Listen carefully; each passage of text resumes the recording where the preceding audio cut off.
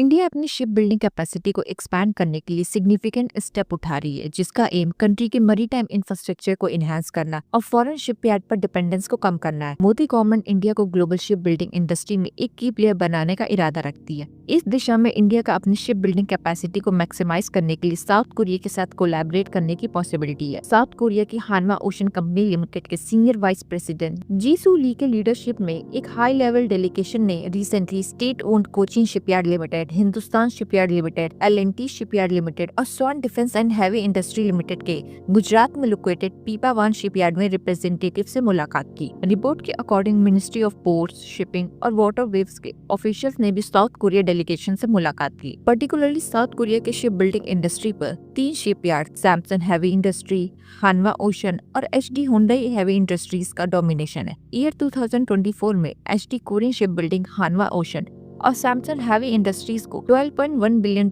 Worth के 112 vessel, $5.7 billion worth के 26 vessel और $4.9 बिलियन के 22 वेसल्स के लिए कॉन्ट्रैक्ट रिसीव हुए हैं।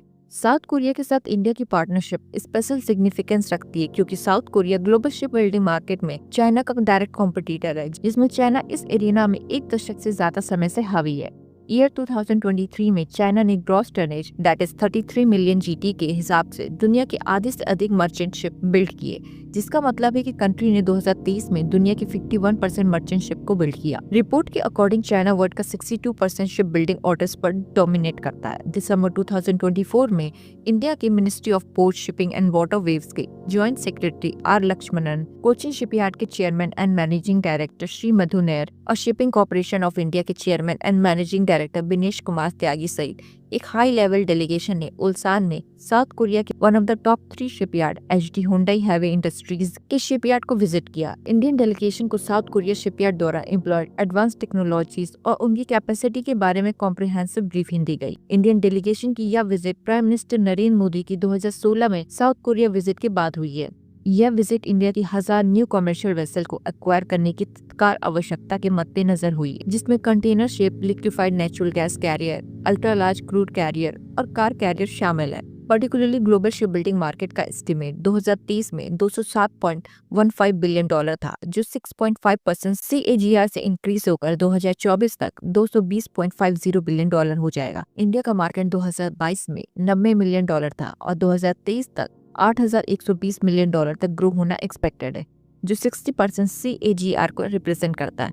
इंडिया की शिप बिल्डिंग कैपेसिटी को पुश करने और रिपेयर क्लस्टर को इम्प्रूव करने के लिए मोदी गवर्नमेंट ने 30,000 करोड़ रुपीस का मैरीटाइम डेवलपमेंट फंड प्रपोज किया है। इसके साथ इंडियन गवर्नमेंट का एम 1.5 लाख करोड़ रुपीस की अपग्रेडेड प्लान को सप्लीमेंट बनाना है, जिसमें ग्रीन और स्मार्ट पोर्ट्स के अलावा 6 डीप ड्राफ्ट पोर्ट और 2 ट्रांसशिपमेंट का डेवलपमेंट शामिल है। Currently India global ship building industry में 22nd रैंक पर है। इंडिया का एम 2030 तक टॉप 10 ग्लोबल रैंक में एंटर करना और 2047 तक टॉप 5 कंट्रीज में एक बनना है। यह एम्बिशन मोदी गवर्नमेंट के ब्रॉडर विजन का पार्ट है, जिसमें मैरीटाइम इंडिया विजन 2030 और अमृतकाल विजन 2047 इंक्लूडेड है, जिसका उद्देश्य ग्लोबल शिप बिल्डिंग और शिप रिपेयर मार्केट में एक मैसिव शेयर कैप्चर करना है।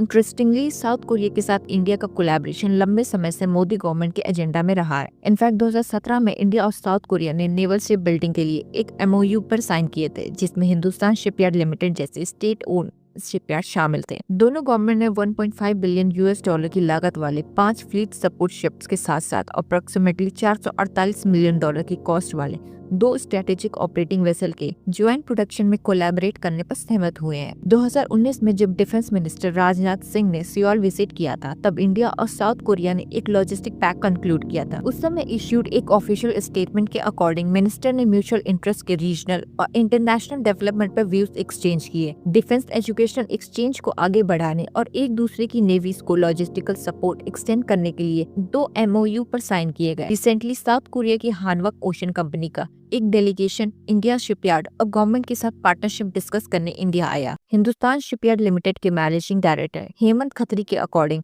दोनों कंट्रीज ने advance design, technology upgrade, smart solution, electric propulsion और ज्वाइंट शिप बिल्डिंग वेंचर में लॉन्ग टर्म पार्टनरशिप को एम्फसाइज किया। साउथ कोरिया के साथ इंडिया का कोलैबोरेशन कंट्री के लिए एक गेम चेंजर साबित हो सकता है, पर्टिकुलरली तब जब south Korea Indian ship yard में स्किल लेवल को एनहांस करने और आउटडेटेड टेक्नोलॉजी को मॉडर्नाइज करने पर फोकस करता है। शिप बिल्डिंग इंडस्ट्री में साउथ कोरिया की टेक्नोलॉजिकल एडवांसमेंट इंडिया को ट्रेनिंग, टेक्नोलॉजी ट्रांसफर के साथ साथ शिपयार्ड मॉडर्नाइजेशन के थ्रू इस गैप को ब्रिज करने में हेल्प कर सकती है। चाइना, साउथ कोरिया और जापान जैसी कंट्रीज में 2028 तक global ship building slot book होने के साथ इंडियन गवर्नमेंट शिप बिल्डिंग के लिए एक रिलायबल अल्टरनेटिव डेस्टिनेशन के रूप में अपॉर्चुनिटीज पर नजर रखती है। इंडिया की स्ट्रेटेजी सिर्फ नए शिप कंस्ट्रक्शन तक सीमित नहीं है, बल्कि शिप के रिपेयर और रिसाइकलिंग में भी एक्सपैंड करना है, क्योंकि कंट्री में पहले से ही डिसेंट इंफ्रास्ट्रक्चर मौजूद है।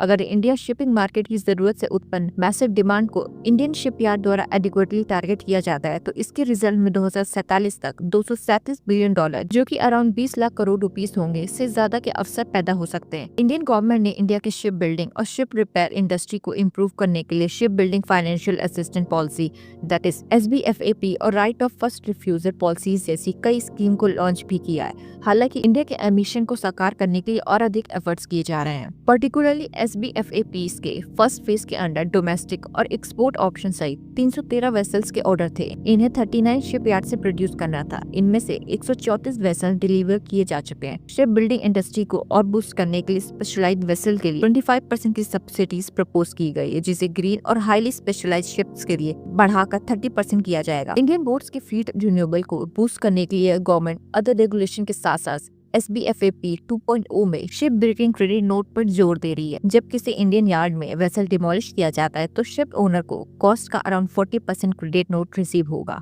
इसे इंडियन शिप यार्ड में बिल्ड नए वेसल के कंस्ट्रक्शन की कॉस्ट के अगेंस्ट कंपनसेट किया जाएगा। Ministry of ports, shipping and waterways के डाटा के अकॉर्डिंग इंडिया के अराउंड 44% मर्चेंट मरीन फ्लीट 20 साल से ज्यादा पुराने हैं। गवर्नमेंट की SBFAP 2.0 के इम्प्लीमेंटेशन में तेजी लाने के लिए एक एपेक्स बॉडी एस्टेब्लिश करने का भी प्लान है।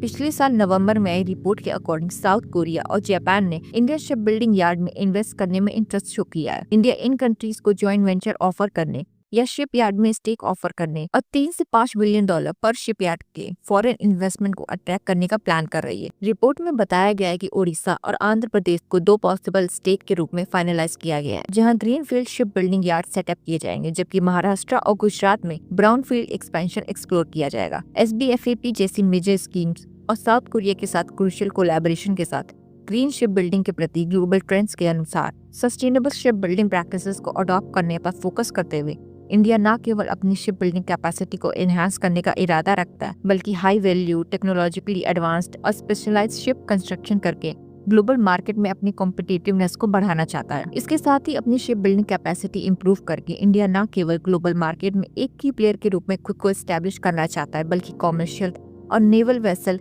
दोनों के लिए अपनी डोमेस्टिक डिमांड को मीट करना चाहता है और विदेशों से शिप लीज पर लेने पर होने वाले एनुअल एक्सपेंडिचर को रिड्यूस करना चाहता है। यह और भी इम्पोर्टेंट हो जाता है क्योंकि India annually around $75 billion ship lease पर स्पेंड करता है, लेकिन दुनिया में टोटल टनेज का अराउंड 2% ही कंट्रोल करता है।